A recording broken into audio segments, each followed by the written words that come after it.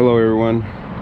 In this video I'm going to make a quick reminder about what to do, what to prep before you pour concrete in your backyard, especially if you have a sprinkler system. Today I'm going to be pouring this area with concrete. This is part of my new pavilion that we are building.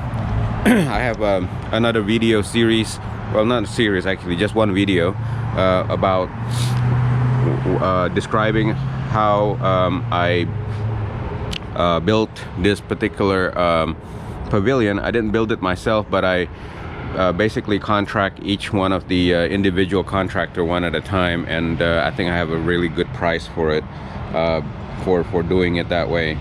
But anyhow, in this video I would just want to describe to you how I almost made a mistake, because one of the sprinkler, well actually three sprinkler heads is actually underneath this area here that we're gonna put concrete on. Let me show you. Let me turn it on.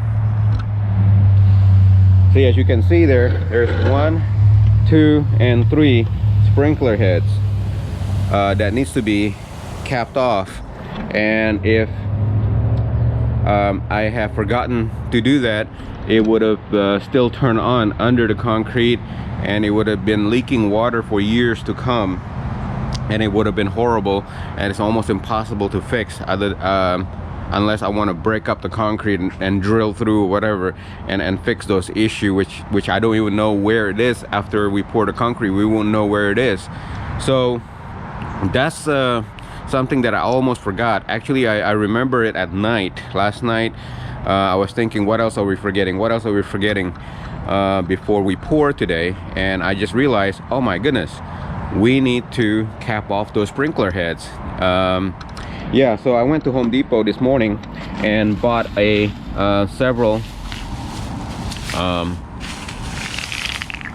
caps. So these are plastic caps, and I have another video actually, because I just did pour concrete for that basketball area there, and I made a quick video of how to cap off the sprinkler heads there.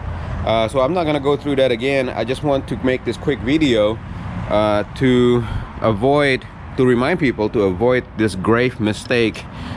If I would have forgotten, I would have regretted for hundreds of dollars. And maybe the solution would have been, if you have forgotten and you happen to be watching this video, I think the only solution that you can do, I was thinking about, is that you can only cut off this sprinkler I guess zone.